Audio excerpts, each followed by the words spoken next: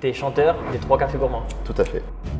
Concernant ton activité maintenant de chanteur et ton activité sportive, comment tu as réussi à concilier les deux? Pourquoi les Trois Cafés Gourmands? Pourquoi ce nom? D'où ça vient? Vous connaissez Michel Drucker ou pas? Vous avez connu la gloire, le succès, vous avez peut-être connu une différence financière par rapport au métier que tu avais avant. Bienvenue sur Mi-temps, partie dédiée uniquement aux interviews de personnalités. Aujourd'hui, je suis au stade de football de Lubersac, en Corrèze, parti à la rencontre de Jérémy Paoli, le chanteur de Trois Cafés Gourmands. Jérémy se confie sur une passion qui nous rassemble, le football, mais également sur bien d'autres sujets. C'est parti. Bonjour Jérémy, Bonjour Vincent. ça va? Oui et toi? Bah oui, merci. Super. On est bien accueillis ici, on est au stade de Lubersac. Tout à fait. C'est là où tu joues? Oui. Tu as commencé à jouer ici? Alors pas tout à fait, mais le club est en entente avec maintenant 4 clubs. Et bon, j'ai commencé à jouer un petit peu à côté, mais maintenant tout le monde est regroupé. Et voilà, maintenant c'est devenu mon club, donc voilà, au Vézermen. D'accord, donc vous êtes en première division? Tout à fait. Alors il y a 3 équipes. Moi je suis plutôt dans l'équipe du fond maintenant, parce qu'à 37 ans, j'ai plus la condition Ouais. physique pour suivre les petits jeunes qui jouent en première. Mais ouais, j'ai eu joué à ce niveau-là il y a quelques années. Oui. Normalement, j'interviewe des anciens pros. Là, tu es le premier joueur que j'interviewe d'actif, on va dire. Oui, Mais tu as une autre casquette. tout à fait. Tu es chanteur Oui. des Trois Cafés Gourmands. Tout à fait. C'est Là, ça. avec la célèbre chanson À nos souvenirs. Qui a été pas mal écouté, oui, Ouais. tout à fait. Qui est même devenue, Ouais, c'est un tube. on va dire, nationalement connue. Ouais, on appelle ça dans le milieu, ils appellent ça un gold. Donc ça veut dire que c'est une chanson qui, quoi qu'il arrive, elle passera à travers les âges et à travers le temps. C'est un peu comme une chanson de Goldman qui reste, quoi qu'il arrive, voilà, on la réécoute dans 10 ans, 15 ans, 20 ans, ça restera toujours une Oui, chanson qu'on on en apprécie. reparlera après de cette chanson, on reviendra là-dessus, mais Mm. c'est vrai qu'on l'entend partout, au mariage, aux anniversaires, Alors, on en a reçu des vidéos où les gens sont C'est vrai en train de danser dessus. Ouais. un petit peu arrosé. Un petit peu arrosé, oui, ça peut arriver. C'est normal. C'est normal. Je l'ai été aussi. Voilà, tout le monde a une anecdote J'ai là-dessus. passé des soirées arrosées sur cette chanson. Ouais. Ouais. On en reparlera un petit peu après de cette chanson qui est vraiment un tube. Voilà, concernant ton activité maintenant de chanteur et ton activité sportive, comment tu as réussi à concilier les deux? Parce que tu as les tournées, Ouais. Comment tu as réussi à faire? Alors, je te cache pas qu'à un moment donné, il a fallu que j'arrête parce que ça faisait beaucoup trop. Et le principal problème, c'est que j'avais plus le temps en fait de pouvoir m'entraîner, d'aller faire du sport et aussi être à côté sur mon travail. C'était quand même la priorité, mon travail. Mais par contre, je suis vite revenu à faire du sport et même quand je pars en tournée, j'essaye de toujours avoir une activité sportive. J'essaye d'aller courir tous les jours en tournée parce que déjà c'est important pour la santé physique et mentale. Et donc du coup, je me suis très vite remis au foot parce que c'était un besoin. J'ai toujours fait du sport depuis tout petit et quand on passe de 3 entraînements ou 3 séances de sport entre guillemets avec 2 entraînements, un match par semaine à plus rien, je commençais à devenir un peu fou et je comprenais pas parce que j'étais souvent fatigué mais je faisais plus de sport. Donc je comprenais pas pourquoi ça. Et en fait, à un moment donné, j'ai compris que si je faisais plus de sport, mon physique, en fait, il commençait à décliner. Et je me suis dit, oula, faut que je retrouve un équilibre sportif là, parce que sinon, c'est pas bon. Et du coup, le foot, c'est ma passion depuis tout petit. Et voilà, c'est un club de copains. Moi, j'aime cette ambiance familiale où on est, où on se bat ensemble. Voilà, même si on n'est pas à un très haut niveau, il y a toujours cette forme de cohésion d'équipe que j'adore et que j'ai retrouvé aussi dans la musique. C'est ça qui est marrant, j'ai pu faire le Tu as pu parallèle. retrouver Ouais. la cohésion dans, Ouais. dans ton groupe de musique ou dans la musique en général avec les collègues artistes? Alors, je l'avais déjà quand on était entre guillemets un groupe amateur au niveau de la musique, parce qu'il faut une cohésion pour qu'on puisse jouer sur scène.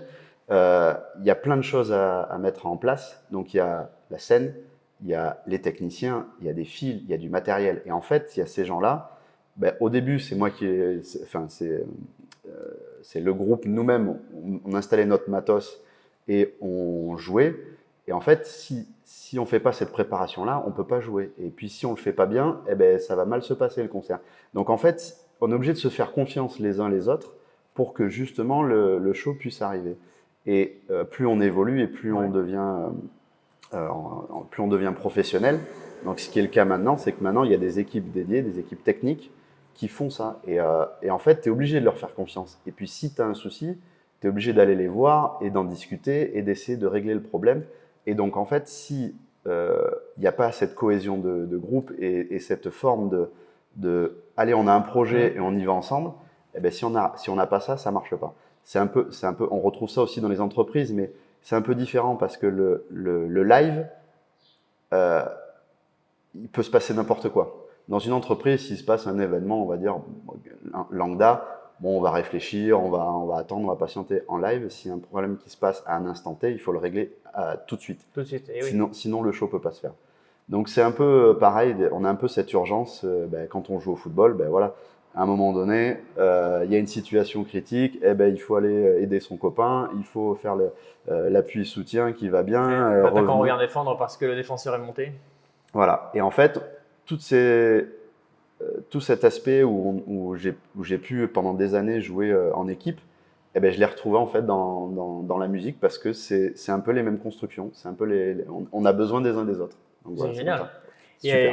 Et donc tu as dit que tu as tout le temps joué au foot, c'est ça? Oui. Tu as commencé la musique en 2012-2013? Alors, on a commencé à s'appeler Trois Cafés Gourmands. On a créé Trois Cafés Gourmands en 2013, mais je fais de la musique depuis que je suis adolescent. D'accord. Donc voilà. Tu étais quoi, guitariste, chanteur? Guitare. Au début, je grattais un peu de guitare. Bon, je me suis accompagné. Je me considère pas guitariste du tout, mais voilà, je sais m'accompagner.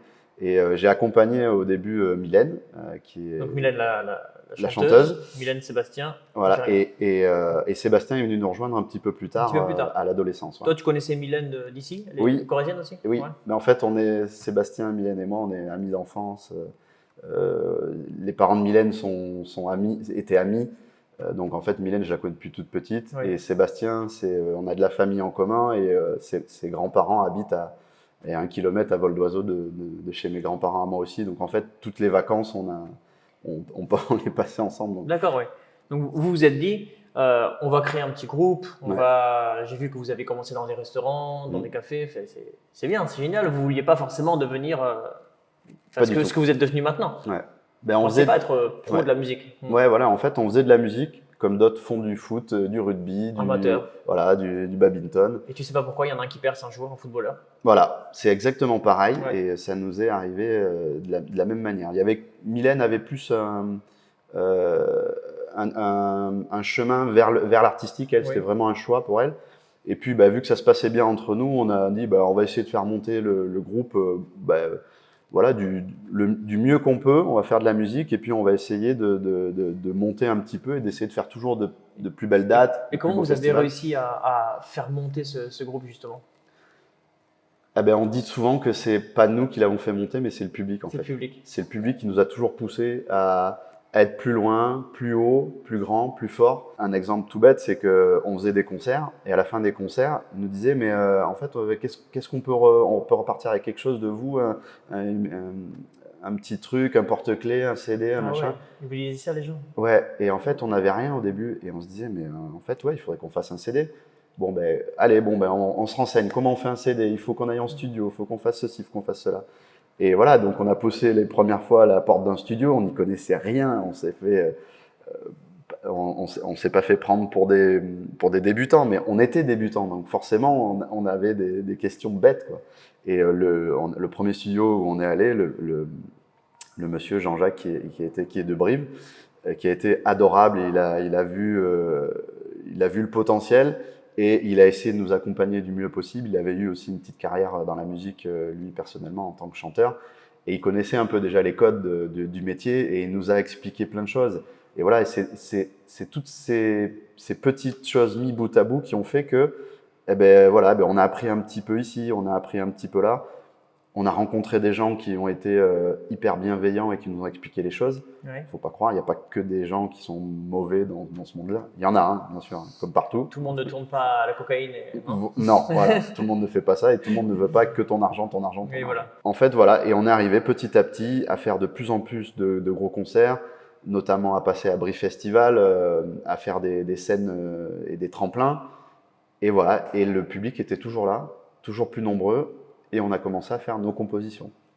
D'où là est arrivé À nos souvenirs. Et Un autre souvenir, c'est vous qui l'avez fait. Exactement. C'est composé, écrite et composé par Sébastien. Oui. Et voilà, et interprété par nous trois depuis toutes ces années. Et donc, jusqu'au moment où on arrive à faire un premier concert payant avec que nos chansons, que nos compositions. Et là, la salle était pleine, c'était à Lubersac. Et là, on s'est dit, il y a peut-être quelque chose à faire. Jusqu'à ce moment-là, ça restait encore notre passion. C'était pas un métier. On commençait à gagner un petit peu d'argent avec ça. Mais c'était réinvesti entre guillemets pour partir en vacances ou faire des bons restaurants. C'était pas du tout. C'était pas but lucratif vraiment pas du tout. proprement dit. Pas du tout. On a créé une association au départ. C'était vraiment pour ça. Et là, cette chanson À nos souvenirs nous a propulsé, nous a amené dans des concerts de plus en plus gros. Et jusqu'au moment où il y a quelqu'un de chez Sony qui est venu à Cultura à Brive et qui a demandé qui vendait des CD à ce moment-là. Et en fait, nous, on avait réussi à faire un dépôt-vente de notre album qui était, entre guillemets, une maquette au départ. On avait fait un partenariat avec le Cultura de Brive et le vendeur, il dit, là, ce que je vends le plus en ce moment, c'est 3 cafés gourmands. Et le représentant de chez Sony, il dit, mais c'est qui 3 cafés gourmands? Il ne connaissait pas. Et donc, le vendeur lui a expliqué, c'est un groupe régional qui est d'ici, qui a des très bonnes chansons et qui commence à avoir une petite notoriété dans les coins. C'est un groupe qui a peut-être un avenir. Et donc voilà, c'est remonté chez Sony. On a eu quelqu'un de chez Sony qui est venu nous voir en concert. Et voilà, ça a fait boule de neige. Et c'est là qu'en 2018, je me rappelle, on monte à la maison disque chez Sony, qui pour moi était quelque chose, c'était totalement improbable. Mais voilà, on fait un rendez-vous avec un monsieur qui était numéro 2 de chez Sony en France, qui commence à nous poser des questions sur voilà, qu'est-ce qu'on fait, un peu connaître notre univers. Et bon, on s'est fait prendre de haut, et là, ça fait bien redescendre. C'est-à-dire, vous êtes fait prendre de haut? Il n'y croyait pas, le monsieur. Ah oui? Ouais. Il vous a dit non, je n'y crois pas? Ouais, clairement. il a dit, on vendra peut-être quelques albums dans le sud-ouest, mais sinon, ça ne fonctionnera pas. Donc là, sur ce, on prend un peu une petite claque, mais entre guillemets, nous, on n'attendait rien, parce que c'était pas nous qui sommes allés là-bas, c'est eux qui ont voulu nous voir. Donc il y avait des gens qui y croyaient chez Sony, mais ce monsieur-là, qui était décideur, a dit non, pas trop. Donc on allait voir d'autres personnes, et c'est là où on a signé chez le label Play2, qui eux ont cru en nous direct. Maître Gims. Voilà, ils avaient Maître Gims, ils avaient Zaz à cette époque-là. Il y en a d'autres qui sont passés, qui est le plus gros label indépendant en France. Il y a, on va dire, les majors, il y a Warner, Sony, Universal, et entre guillemets le plus gros label indépendant qui est Play2, qui est maintenant sous l'égide de TF1, mais à l'époque c'était encore... Et eux de suite ils vous ont dit oui? Ouais. Ou il y a eu une petite hésitation? Alors après il y a tout un aspect contractuel, mais eux ont cru directement en nous et ils ont vu le potentiel que justement notre groupe avait et on était encore entre guillemets en développement, c'est-à-dire qu'on ne connaissait pas du tout le monde professionnel de la musique entre guillemets, mais même si nous on a toujours essayé d'être le plus professionnel, le plus sérieux possible en faisant notre musique, on était là nous pour s'amuser et pour s'éclater entre nous, quoi. On avait vraiment cette fibre là et c'est ce que je pense que c'est ça qui a marché et qui a fait que le public a toujours été derrière nous, parce que c'est pas qu'on se prenait pas au sérieux, mais en fait on se prenait pas la tête. Nous on était là pour faire du son, pour s'éclater avec les gens, pour avoir du partage. C'est l'essence même de notre groupe, c'est partager avec les gens. Et si on n'a pas ce partage, en fait, il n'y a pas le ping-pong. Dès qu'on est sur scène, dès qu'on met un pied sur scène, de suite, on va voir si le public, il a envie ou il n'a pas envie. Et s'il n'a pas envie, c'est là où c'est intéressant, parce qu'il va falloir aller le chercher. Et nous,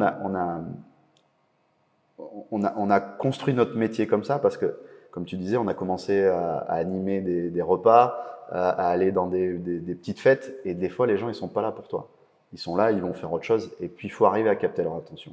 Et quand tu arrives à faire ça, entre guillemets, tu as gagné. Mais c'est hyper difficile, et c'est ce qu'on conseille aux jeunes. Et comment tu t'y prends pour justement capter l'attention des gens? Il y a plusieurs façons. Il y a il y a le fait de discuter avec eux, il y a le fait de faire, de les amener petit à petit dans ton univers. C'est-à-dire que si tu les sens pas trop réactifs, bon, tu vas commencer à mettre une petite ambiance. Et petit à petit, bah, si tu vois qu'il y a quelque chose qui se passe dans le public à un endroit, bah, tu vas peut-être aller capter l'attention des gens, ou tu vas leur expliquer une chanson et tu vas essayer d'interagir avec eux. Pourquoi les 3 cafés gourmands? Pourquoi ce nom? D'où ça vient? Il n'y a pas une histoire folle derrière ça. C'est vrai. Bon, des fois on dit bah, c'est parce que Queen était déjà pris. mais non, on était en fin de repas et puis les gens en fait ils nous connaissaient un peu dans la région, mais c'est vrai qu'on n'avait pas de nom de groupe et on n'avait peut-être pas forcément la. Donc ça c'était vraiment au début où vous chantiez? Vraiment au début, ouais. Au début, Ouais, ouais. c'est ça, ouais. Vous aviez Vers pas de les nom. années 2010, Ah oui, oui. 2010-2012. On commençait vraiment à faire des petits concerts à droite à gauche. On en faisait de plus en plus, une bonne dizaine, vingtaine par an. Et là, on nous a proposé Café Gourmand, c'était la mode à l'époque. Et puis nous, on était assez. Ah, le café gourmand avec, ouais, d'accord. Voilà, la petite pâtisserie. Exactement. D'accord. Ouais. C'était la mode à l'époque. Et vu qu'on animait souvent les repas et qu'on était un petit peu la gourmandise du repas, bah, il y a des gens, c'est l'oncle à Sébastien qui a proposé Café Gourmand. Et on a dit, bon, ouais. On s'est regardé. Vu qu'on est 3. On est trois cafés gourmands, et puis basta. Et puis en fait, on pensait pas qu'on aurait ce succès-là. Ouais. Et puis finalement, en fait, on s'est rendu compte que c'était un nom qui se retenait, qui était pas commun. Et donc du coup, ben, ça nous a permis d'avoir un petit truc en plus aussi avec ce nom de groupe qui est pas anodin, quoi. Fin de repas, tu te souviens encore un petit peu du Oui. moment ouais. Ah, c'était vraiment au digestif. Hein. On avait déjà bien bu, on était bien festif. C'était quoi comme digestif? Je crois que c'était de l'Armagnac. C'est très bien. L'abus d'alcool est dangereux pour la santé. Cognac ou Armagnac, c'est très bien. Voilà. Oh, on a le droit de boire de temps en temps quand même. Exactement, avec modération. Depuis 2012 qu'on a créé 3 cafés gourmands, on tournait tous les ans. Il y avait tous les ans, tous les ans, on a tourné jusqu'en 2019 où on est devenu, on est passé entre guillemets professionnel. J'aime pas ce mot professionnel, mais où on est devenu professionnel dans la musique. Vous c'est faisiez devenu que notre ça, métier. c'est ça. Voilà, c'est devenu notre métier. Mais avant ça, on faisait les deux, quoi. On faisait les deux. Et notamment, dès qu'on signe en maison de disque et que tout s'accélère, là, il y a eu 6 mois où je faisais les deux et ça a été l'enfer parce que on était obligé de monter sur Paris, de faire de la télé, de la radio. C'est là où on fait nos premières télés nationales. On avait déjà fait un peu de télé régionale quelques fois avant, mais voilà, on va dire que là, c'est vraiment, ça résonne différemment parce que quand on arrive et qu'on nous dit bon ben là vous allez aller chez Monsieur Drucker. Oui voilà, la première télé nationale chez Michel Drucker, vivement dimanche. C'est hallucinant. Qui c'est qui vous a dit ça, annoncé ça? C'est le label. Ouais. C'est le label. Donc il y a des gens qui sont dont c'est le métier. Ils vont essayer de nous placer sur le plus d'émissions possible et pour qu'on puisse expliquer notre histoire, expliquer notre musique et leur dire qui on est parce qu'en fait les gens connaissent la musique mais ils ne nous connaissaient pas nous. Ils vous connaissiez Michel Drucker ou pas? Pas du tout. Pas du tout. Ouais. Pas du tout. Il vous a découvert. Il nous a découvert, mais c'est Michel Drucker, c'est son truc, c'est découvrir les talents. Il en a découvert plein. Il nous a énuméré toutes les personnes qui avaient fait leur première télé chez lui. Donc, il est gentil en dehors de la caméra, c'est vraiment quelqu'un de. Il est très gentil, bien, très simple, très bienveillant. Très simple, ouais. Et alors c'est ce qu'on voit hein, quand on le regarde à la télé, mais il est pareil à l'extérieur. Il est pareil. Ça, c'est bien. Alors on n'a pas pu discuter longtemps avec lui parce qu'il est hyper sollicité. D'accord. Mais ça s'est très bien passé avec lui. La preuve en est, c'est qu'on est revenu faire 2 fois son émission après ça. On est revenu 2 fois après. Donc c'est quelqu'un qui est voilà, quand il dit quelque chose, il le fait. C'est un immense personnage. Il connaît tout le monde. Tout le monde a une sympathie formidable avec lui. Et on a compris pourquoi en étant sur son plateau avec ses équipes. Ils sont tous bienveillants. Voilà, ça fait partie des rares personnes dans la télé. On sait pourquoi il a duré aussi longtemps. Oui. Parce qu'il a toujours été droit dans ses bottes. Il a toujours fait les choses. Rester loyal et droit, ça c'est important. Exactement. Et dans ce métier, il y en a qui peuvent vraiment bifurquer rapidement. Si tu trahis, tu vas peut-être te mettre dans le bon côté pendant un certain temps, mais ça dure qu'un temps. Alors que la personne loyale, exactement, elle sera toujours reconnue en tant que fidèle. Ouais, c'est bien. Voilà. Donc 2018, Michel Drucker, et ensuite 2019, l'Olympia. La tournée c'était plusieurs Olympias. Alors c'est ce qu'on appelle une tournée de Zénith. Oui. Donc, et dans la tournée des Zénith, on a fait l'Olympia dedans. Donc oui, c'est très marrant que tu parles de l'Olympia parce que c'était une private joke qu'on se faisait avec Sébastien et Mylène, c'est qu'on se disait bon ben on continue la musique, mais on fait un Olympia et on s'arrête. Et en fait, Vous disiez ça pour plaisanter. voilà, on disait ça pour plaisanter et en fait on l'a fait. On n'avait pas envie d'arrêter, donc du coup on a quand même continué la musique. Mais voilà, quand on nous a annoncé quelle salle parisienne vous voulez faire, ben on s'est regardé, on a dit bah l'Olympia quoi. C'était tellement quelque chose d'improbable il y a quelques années en arrière que voilà on s'est dit on y va quoi. Donc c'est assez fou parce que ces histoires de Zénith, pour la petite anecdote, c'est qu'on part en tournée au mois de mars 2019, on fait une première salve de tournée, ce qu'on appelle entre guillemets petite salle et un petit peu pour se chauffer. On fait notre premier Zénith à Saint-Étienne au mois de mai et s'enchaînent les festivals de l'été et on repart en octobre 2019 pour faire une tournée de Zénith avec, il y avait une dizaine de Zéniths, je ne sais plus exactement. Et dans ces Zéniths, on passe par l'Olympia, qui est une salle mythique, qui est chargée d'histoire. Et c'est vrai que quand on met les pieds dans cette salle-là, alors on avait eu la chance de faire une promo un peu avant, alors je ne sais plus pour quelle émission c'était, qui était tournée à l'Olympia. Donc on a eu la chance de pouvoir mettre les pieds dedans avant un petit peu notre concert, qui peut être pour un petit peu casser le fait le fait que ça soit impressionnant d'aller dans une salle aussi mythique que ça. Et c'est vrai que direct on rentre dans cette salle-là, il y a une atmosphère chargée. C'est chargé d'histoire, c'est chargé d'émotions. Il y a une ambiance qui est assez indescriptible quand on rentre dans cette salle. Ça le fait des fois dans certaines salles. Mais alors celle-là, c'est vraiment… Est-ce qu'elle remplit combien de personnes Alors nous, on avait fait un complet avec, je crois que c'était 2000 personnes de mémoire. Et, complet. Ouais, complet. Ouais. Et après, il y a plusieurs configurations parce que tu peux faire du complet assis, du complet debout. Il y a plusieurs. Alors je sais plus exactement. Je crois on était en debout en bas et on était en assis en haut. C'était votre plus grand public, 2000 personnes quand même? Non, on a fait plus. Vous avez fait plus? Ouais, on a fait des festivals où il y a plus de 30 000 personnes. Ah oui, oui. Ouais. Et t'as pas le trac quand tu rentres sur scène? Si. Même si tu vois, tu es habitué quand même à voir du monde, Ouais. t'as le trac à chaque fois ou... Ouais. Ouais, il y a toujours cette boule au ventre. Tout le temps? Ouais. Mais alors moi, je stresse vraiment quelques minutes avant de monter sur scène. Ah vraiment? Tu stresses? Ouais. Au moment où je m'équipe. Donc j'ai ce qu'on appelle des oreillettes. À quoi elles servent ces oreillettes? Je vous vois avec les oreillettes, elles servent à quoi? C'est une très bonne question. Ouais. En fait, vu qu'on est beaucoup sur scène et qu'il y a beaucoup de sons, on ne peut pas avoir juste des retours, ce qu'on appelle des retours. Des fois, on a des enceintes, on les voit sur scène, par terre. Et s'il y a un chanteur, entre guillemets, c'est facile. Tu lui mets juste son enceinte devant lui et ça va. Mais nous, on est 3 et on est minimum 5 musiciens derrière nous. Donc, ça fait énormément de sons sur le plateau. Et pour être beaucoup plus confort, en fait, on a des oreillettes et on va avoir le son. En fait, ça nous isole et on va avoir juste le son qu'on a besoin dans nos oreilles. Et chacun a son réglage différent. Ah, ça vous donne pas les paroles? Non, pas du tout. Pas du tout. C'est pas des oreillettes comme à la télé où il y a quelqu'un derrière qui parle. Non, pas du tout. Alors, c'est pas ça ne met pas les paroles. Par contre, ça peut nous mettre des petits repères dans les musiques. C'est-à-dire que sur une chanson, on a des structures et des fois, on a besoin d'avoir un décompte pour savoir quand est-ce qu'est le départ. Et ça nous donne des petites informations comme ça, que les gens n'entendent pas, mais que nous, on a dans… Ça vous dit 1, 2, 3, non? Exactement. C'est quelqu'un qui vous le dit ou la régie ou... En fait, c'est une séquence automatique, ça. Ah, c'est automatique? C'est ce qu'on appelle un clic pour que justement, on soit tous au même tempo, parce que des fois, surtout sur les grandes scènes, vu qu'on est assez loin, et ceux qui ont juste un retour, des fois, on peut avoir un décalage. Et aussi un décalage de retour ce qu'on appelle de retour de scène. C'est-à-dire que les enceintes qui projettent dans la salle ou dans un festival, des fois, il y a le son qui revient.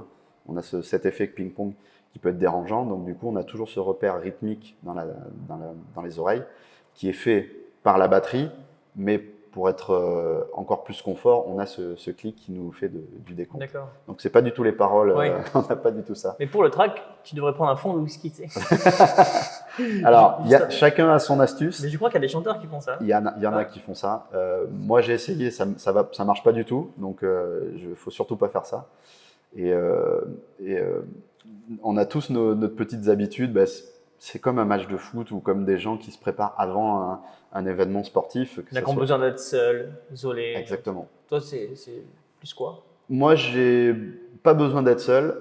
Je vais me chauffer un petit peu la voix avant les concerts. Je ne l'ai pas toujours fait et je me suis rendu compte que c'était un petit peu mieux si je le faisais. Et je vais chauffer la voix, je vais marcher, je vais pas mal marcher, je vais bouger pour mettre un petit peu en marche les muscles et tout ça. Parce qu'en fait, on joue le soir. Donc le soir, le corps a tendance à se relâcher un peu et à commencer à partir sur le fait qu'il faut aller dormir. Ouais. Et nous, quand on joue à 21h, ben non, c'est là où il faut être au taquet. Donc, tu as pris des cours de chant un petit peu? J'ai pris quelques cours de chant, mais vraiment le gros des choses, je l'ai bossé moi-même en essayant de bosser les chansons, de les répéter. Donc tu as connu le succès, vous avez connu la gloire, le succès. Vous avez peut-être connu une différence financière par rapport au métier que tu avais avant, d'ingénieur. C'est mieux? Alors, je gagnais bien ma vie en tant qu'ingénieur. Ouais. Je gagne mieux ma vie, entre guillemets, 2 à 3 fois plus qu'en tant qu'ingénieur. Mais c'est évolutif. C'est-à-dire qu'on ne gagne jamais exactement les mêmes sommes. D'accord. Vous n'avez pas de salaire comme fixe. un CDI fixe? Ouais, on n'a pas de salaire Vous n'avez fixe. pas de royalties sur des… Si. Ouais. Si. C'est là où ça va être un peu technique. Je vais essayer de le faire assez rapidement. Voilà, quand on fait de la musique, il y a 2 choses. Il y a le live, donc où on est sur scène. Le concert, c'est ce qui rapporte à la billetterie. Alors, oui, la billetterie va rapporter, mais ça dépend si c'est un producteur de spectacle qui achète le spectacle. Dans ce cas-là, c'est lui qui récupère la billetterie et lui, il va acheter le spectacle, entre guillemets, et les sous sont répartis à notre tourneur. Le tourneur, c'est celui qui va organiser la tournée. Il va organiser… c'est pas vous qui… D'accord, non, je ne connais rien. Voilà, c'est pour ça que ça peut être long. Je vais essayer de faire simple. Oui. Ce qu'il faut savoir, si on repart du salaire, c'est que moi, sur scène, quand je suis sur scène, j'ai un cachet qui est évolutif aussi suivant le nombre de personnes qu'il y a dans la salle. Le cachet minimum en France, il est d'environ une centaine d'euros. 100 euros par chanteur? Par chanteur, par personne qui est sur le… En fait, dès que tu es relié à un fil ou que tu es derrière une console, il faut que tu sois payé. C'est la règle en France. Et donc, chaque personne est payée. Suivant plus ou moins si tu es connu ou pas, et plus tu ramènes de monde, plus le tourneur peut vendre le spectacle cher ou produire le spectacle et se dire qu'il peut rapporter de l'argent. Donc là, les salaires peuvent être évolutifs. Après, il y a des très gros chanteurs qui vont prendre des cachets. J'ai même pas les chiffres parce que ça peut être assez étonnant. Il y a ça, et après il y a le fait de gagner de l'argent sur ce que tu appelles les royalties. Donc ça va être les ventes d'albums. Oui. Il faut savoir que suivant les contrats qu'on a, on va récupérer 1,5 € sur chaque vente d'album, qui se vend à peu près entre 15 et 20 euros. Les albums, ça se vend pas un peu moins? Alors, je parle des chanteurs en général, parce qu'il n'y a plus maintenant de CD, c'est plus de manière digitale. Les ventes d'albums commencent à être anecdotiques. C'est-à-dire que, je vais te donner quelques chiffres. Nous, notre premier album, il s'est vendu presque à 400 000 exemplaires. Donc en 2019. 2019. Voilà, 2019-2020. Le deuxième album s'est vendu quand même à 100 000 exemplaires, ce qui commençait à être très bien parce que c'était en période Covid, où les magasins fermaient et tout ça. Donc c'est quand même assez bien. Et notre troisième album s'est vendu à peine à 30 000 exemplaires. Alors, il y a un effet aussi où les gens vont commencer quand c'est la nouveauté, entre guillemets, tu as beaucoup de fans qui vont arriver, mais qui sont très volatiles. Ils viennent, ils repartent. Donc en fait, on va dire les 30 000 qui arrivent à la fin, ça va être vraiment le noyau dur de tes fans qui aiment ton univers, qui aiment ce que tu fais et qui te suivent régulièrement. Mais surtout, ce qui s'est passé aussi sur ce troisième album, c'est que le streaming a pris une part énorme sur les ventes d'albums, mais n'a pas remplacé les ventes d'albums. C'est-à-dire qu'il y a des gens qui streament, il y en a de plus en plus, mais le passage de l'achat de CD au streaming n'est pas encore flagrant, notamment surtout dans la chanson française. On va dire dans l'urbain, c'est un peu différent, où l'urbain a pris très vite le pas du streaming et eux, ils explosent les compteurs de stream direct. Eux, ils arrivent à mettre 10 chansons d'un album dans le top 10 des streams. Bon, on comprend toujours pas pourquoi, mais Vous n'êtes pas rémunéré sur les streams? si, bien sûr que si. Si, ouais. Mais on va dire, une vente d'album équivaut à 1800 streams. Ah oui. Donc il faut faire 1800 streams payants pour que ça équivale à une vente d'album. Donc voilà. Et sur une vente d'album, on récupère 1 euro, 1,50 €. C'est pas évident. Hein. Donc il faut en vendre beaucoup pour pouvoir récupérer un peu d'argent. On va dire que ça, c'est le côté vente d'album. Et après, il y a le côté droit d'auteur. Radio. Alors, il y a plusieurs choses. C'est-à-dire que les droits d'auteur, ça va être, il y a plusieurs organismes qui gèrent ça. Il y a pour les auteurs-compositeurs, donc ça, c'est la SACEM. Et plus ta chanson est diffusée, plus tu vas récolter de droits et tu vas avoir des droits d'auteur. C'est la SACEM qui va te rémunérer directement.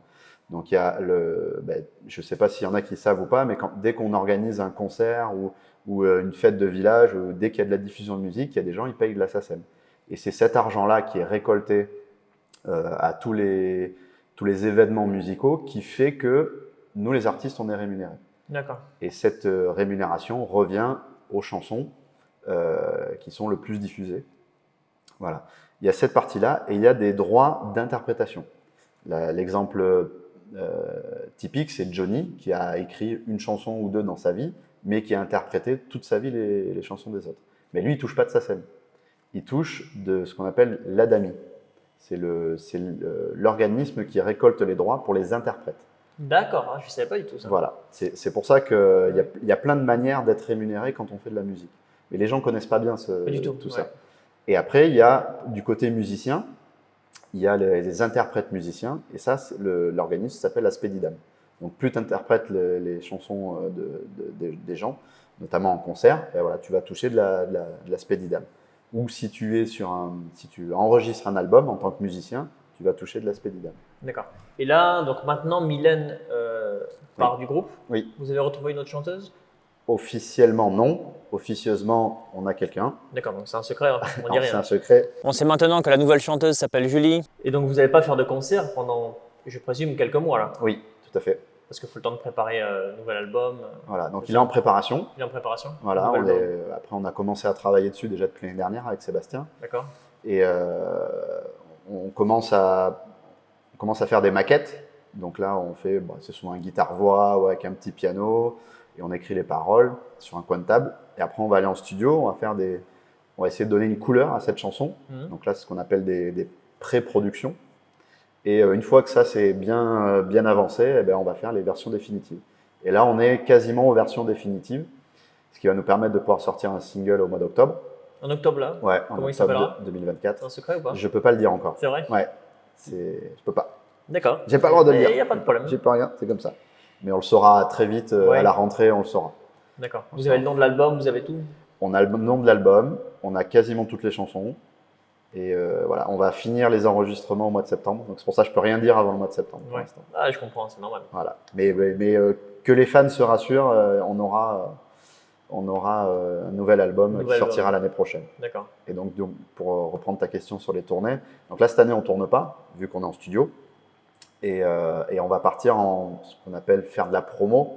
Faire de la promo, c'est typiquement aller à l'encontre des gens et leur expliquer qu'on sort un nouveau titre, un nouvel album, qu'on repart sur une nouvelle tournée. On va présenter aussi notre nouvelle équipe et notamment une nouvelle chanteuse. Elle est corrézienne? Je peux pas le dire. Ah d'accord. Je peux pas dire. Je peux rien dire de plus. Je dis qu'il y en a quelqu'un potentiellement qui va être avec nous, mais je peux rien dire. Rien de plus. J'insiste pas. Rien de plus. Aucun problème. Tu te verrais moins alors faire une carrière solo? Je me suis jamais posé la question en fait. Je me suis jamais posé la question parce que. T'es plus dans l'équipe, ouais. L'esprit d'équipe. Après, ça peut arriver un jour, ouais, pourquoi pas. Ça pourra peut-être arriver un jour. Pour l'instant, c'est pas un souhait, c'est pas une envie. Ça arrivera peut-être parce qu'un jour, je me dirai, en fait, finalement, j'ai écrit plein de chansons qui sont peut-être pas forcément faites pour 3 cafés gourmands. Eh ben, j'aurais envie de les faire tout seul. Mais ça, je peux pas le dire. Non, et puis c'est pas un déshonneur ou un synonyme de trahison, ça n'a rien à voir. C'est vraiment toi tu le sens. Exactement. Là, je me sens prêt à chanter tout seul. Et si tu te sens pas, chanter en groupe, mais c'est super un groupe. Ouais. Non, il n'y a pas de souci. Et puis, des groupes qui se séparent ou qui évoluent, il y en a plein. Il y en a Bien sûr, il y des en a centaines et plein, des bien sûr. centaines. Les One Direction. Voilà, les One Direction, c'est fini. Il y en a plein. Il y a Ouais. Téléphone, il y a les frérots de la Vega qui sont séparés. Enfin, bon, il y en a plein, il y en a plein. Donc, c'est pas quelque chose, c'est pas une fin en soi. Et dans la musique, on a besoin aussi d'aller voir ailleurs ce qui se passe pour des fois mieux revenir ou s'inspirer d'autres personnes. C'est hyper intéressant de travailler avec d'autres personnes. On l'a fait quelques fois, nous. Et c'est très marrant parce qu'on n'a vraiment pas les mêmes façons de travailler, les mêmes façons d'écrire les chansons, les mêmes façons de voir les choses. Et c'est hyper enrichissant, en fait, tout ça. Et comme le foot, ben voilà, on va jouer une équipe qui va jouer avec tel système de jeu. Ah bah ouais, c'est intéressant, en fait. Et puis nous, on a fait ça pour réussir à un peu les contrer. Et c'est pareil. Et dans le milieu de la musique, vu qu'il y a vraiment deux aspects, il y a le live et entre guillemets, je dirais le reste, parce que c'est vraiment assez spécifique le live. On va dire tout le reste, on va mettre plein de choses en place pour que le live se passe bien. Et c'est la finalité. Tous les artistes, ils te diront, enfin, il y en a très peu qui vont dire, ah ouais, moi j'adore faire du studio. Non, la finalité, c'est d'être sur scène et de pouvoir faire sa musique. Le football, pareil, ou n'importe quel sport en général, c'est tu vas t'entraîner très dur, très fort, tu vas répéter des choses pour que le jour où il y a l'événement sportif, voilà, ça soit simple et que tu le fasses naturellement. Et là, on retrouve ça aussi dans la musique. J'aime beaucoup ce parallèle que tu fais entre le football et la vie d'artiste. Vraiment, c'est compatible. Exactement. Ben, toi, tu es arbitre, tu vois bien que ben, si tu révises pas un peu toutes tes règles tout le temps, ben, Même l'entraînement, voilà. réviser les règles, oui. Réviser les règles, t'entraîner, tout ça, si tu maintiens pas un certain niveau, ça baisse, tu vas être moins réactif, moins précis. Pour résumer, vraiment, le football a été un atout pour maintenant ton métier d'artiste et de musicien. Ouais, en fait, il y avait plein de parallèles, donc du coup, quand il y a des parallèles, ça veut dire qu'on va comprendre plus vite. Donc on va assimiler vite. Et dans ce métier, quand c'est parti en 2019, il y a énormément de choses qu'il fallait comprendre et assimiler très vite. Et si tu n'as pas cette capacité, tu exploses. C'est arrivé à plein d'artistes, on en a vu autour de nous qui ils tombent en dépression, et des moments en plein show, ils s'arrêtent. Voilà, c'est quelque chose qui est en train de sortir, le burn-out entre guillemets musical ou artistique, parce que ça arrive à des comiques, ça arrive à des chanteurs. Et qu'est-ce qui se passe si tu oublies les paroles? Et je pensais à ça. Qu'est-ce qui se passe si tu oublies les paroles sur scène? T'es sur scène, t'es face à 2000 personnes, 10 000 ou 20 000. Alors on fait tout pour pas que ça arrive, surtout. Oui. Mais, admettons, ça arrive. Ouais, mais ça peut arriver. Tu prends le micro, tu fais « Ah vous, non ?» L'avantage, c'est qu'on est 3 sur scène. Dans le cas de votre groupe. Et il y en a toujours un qui rattrape l'autre. Ça, c'est bien. Et ça, c'est déjà arrivé ou pas? C'est déjà arrivé. Merde, alors que tu la connais par cœur, mais ouais. tu te dis « Merde, c'est quoi ?» Ouais. C'est même entre guillemets, l'anecdote la moins drôle, c'est que Sébastien, en arrivant sur scène, avait plus de voix. Donc, impossible de chanter pour lui. Il y a une voix cassée? Ouais, ah ouais. Il a plus de voix. Il arrivait, il était, ça sortait pas. Donc en fait, on a chanté toutes ses paroles. Ah oui. Voilà, on a rattrapé. Il était sur scène, parce qu'à des moments, il joue de la guitare et voilà, pour pas perturber trop le show, il est parce resté. Parce qu'il n'y a pas de playback, non? Ah non. Ça c'est bien. Non. Il peut y avoir ce qu'on appelle des voix en back, c'est-à-dire des doubles voix qu'on peut pas se rajouter, voilà, ou des chœurs. Mais ça s'entend un petit peu. Voilà. C'est pas le but. Non. Par contre, nous, le but c'est pas de reprendre votre voix. C'est vraiment, le playback, ça n'existe pas chez nous. On préfère peut-être moins bien chanter, mais chanter vrai. Tu as côtoyé des autres chanteurs de grande renommée? Oui. Mais on a travaillé avec Jean-Jacques Goldman.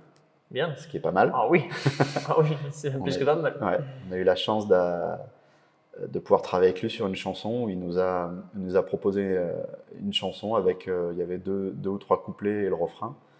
Et il a dit, je vous propose ça si vous voulez qu'on travaille ensemble. Bon, on discutait avec lui déjà depuis quelques mois, quelques années.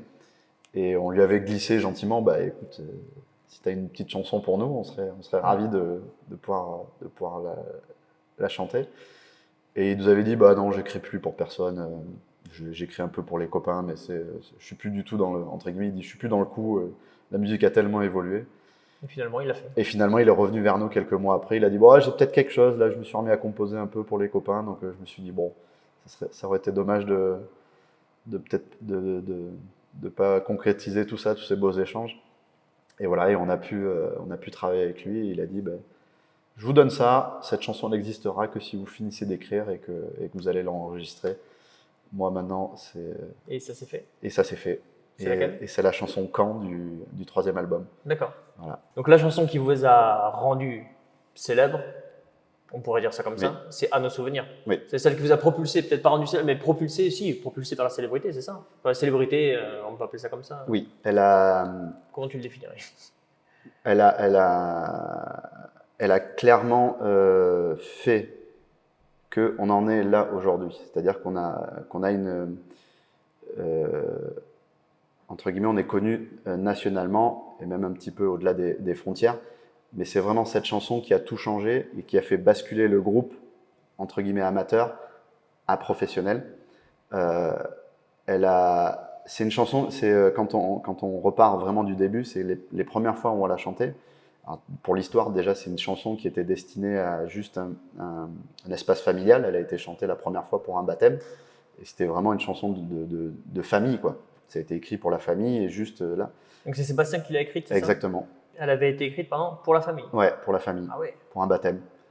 Et quand il l'a chanté la première fois, il s'est passé quelque chose d'impalpable.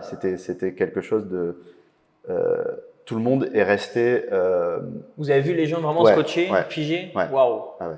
Comme ça, Ouais, c'était fait waouh. Et les gens pleuraient, et les gens Ouais, souriaient, pleuraient en même temps. On s'est dit, waouh, mais il se passe quelque chose. Les couplets étaient les mêmes, c'est-à-dire que tu avais été couplé. Elle n'a pas bougé. Elle n'a pas bougé. Elle n'a pas bougé. Les paroles n'ont pas bougé depuis la première fois où elle a été chantée. Le petit Lucas existe, Ouais. Joël, Johan, Alors, je me suis posé tout ça, la question. Ils existent tous. Joël, Guillaume, Jérémy, le cousin Piedri. Oui. Au départ, je pensais que c'était des gens décédés. Non, pas du tout. C'est pas des gens morts. Pas du tout. D'accord. C'est des gens qui existent des bien, gens qui existent. bel et bien. C'est des cousins, Jérémy, c'est toi, des non copains. Jérémy, c'est moi. Ouais. Vraiment, dans le couplet, Jérémy, c'était. c'est Ouais. moi. Donc, Guillaume c'est un des meilleurs copains de Sébastien. Ouais. Voilà, Piedri, c'est un cousin. Joël, c'est un cousin. Johan, c'est mon frère. Enfin, il y a que le petit Lucas, c'est le fils de Piedri. Piedri, c'est un surnom. Il s'appelle Fabien. C'est son fils qui est le premier enfant de notre génération de cousins. On a tous à peu près le même âge. C'est le premier enfant qui est né et du coup, c'est le premier de la nouvelle génération, entre guillemets. Et c'est un peu, c'est pas une chanson hommage, c'est une chanson aussi où on lui dit, bah écoute, voilà, petit Lucas, nous on a fait notre vie, entre guillemets, où on fait notre vie, mais l'avenir c'est toi. D'accord. Ça peut paraître. Ça peut être un petit peu confus parce que c'est Exactement. et si je monte au ciel, Exactement. il y aura peut-être Joël. Voilà, mais c'est et si je monte au ciel. Donc c'est pas arrivé, mais au cas où ça arrive, eh ben, on aura laissé ça en fait. D'accord. On aura laissé ça. Et cette chanson, elle parle déjà entre guillemets d'une appartenance à un endroit. Nous, c'est la Corrèze, donc on parle de la Corrèze, mais en fait, on a vu que cette chanson a résonné partout en France ou partout, même dans le monde, parce que chaque personne est née quelque part et a des racines. Et ça leur fait évoquer ces racines-là, ou un endroit où ils sont allés, par exemple des vacances chez les grands-parents, où c'est resté en eux quelque chose d'hyper ancré et des bons souvenirs et de la nostalgie positive. Et c'est cette chanson c'est ça que raconte cette chanson. Et en fait, on a vu et on a compris en fait en la chantant en dehors de la famille et en la chantant à tous nos concerts qu'il se passait quelque chose de spécial avec cette chanson. C'est inexplicable. C'est inexplicable. Inexplicable, mais le résultat il est là. C'est ce qui est formidable, c'est ce qui est magique dans cette chanson.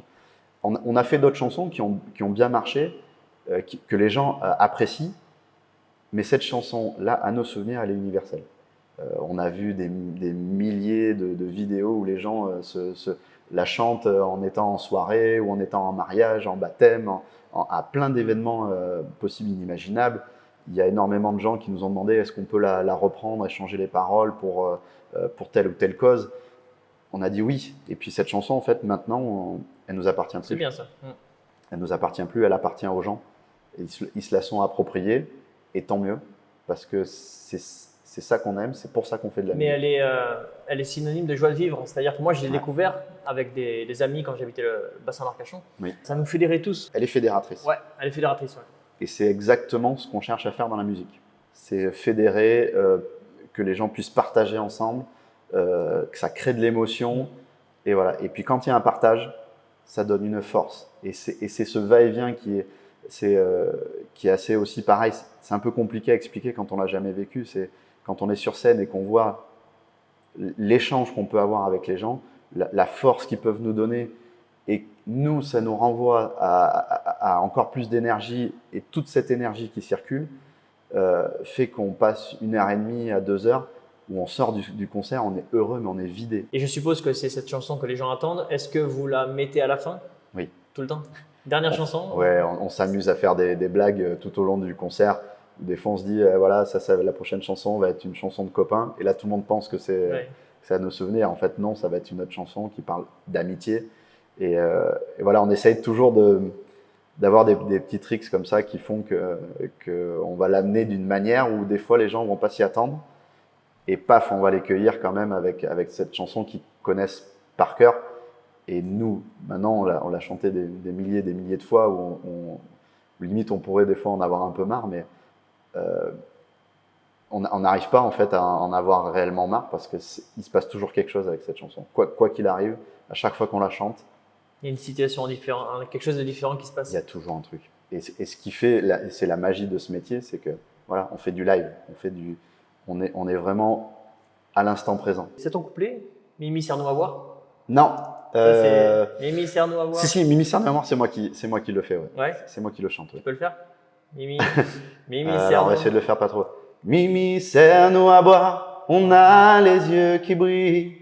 Parfait. Voilà. Il y a une belle réverb en plus, c'est magnifique. Bon, Jérémy, on va terminer. Merci de m'avoir accueilli. Mais merci à toi pour l'interview. Dans ces locaux du club de football de Lubersac. Oui, c'est ça. D'ailleurs, vous avez un très beau terrain. Il est très beau. On n'a pas le droit de s'entraîner dessus par contre. Ah, vous allez où? On va à côté sur un autre D'accord, stade. oui. Faut pas l'abîmer celui-là. Eh ouais, faut pas l'abîmer. Il y a dû avoir des arrêtés municipaux là-dessus. Ah, il y en a eu plein. Ah, c'est normal. Sinon, ça bousille les terrains. Exactement, faut les préserver. Ouais. Bon, merci beaucoup, Jérémy. Merci Vincent. Avec plaisir.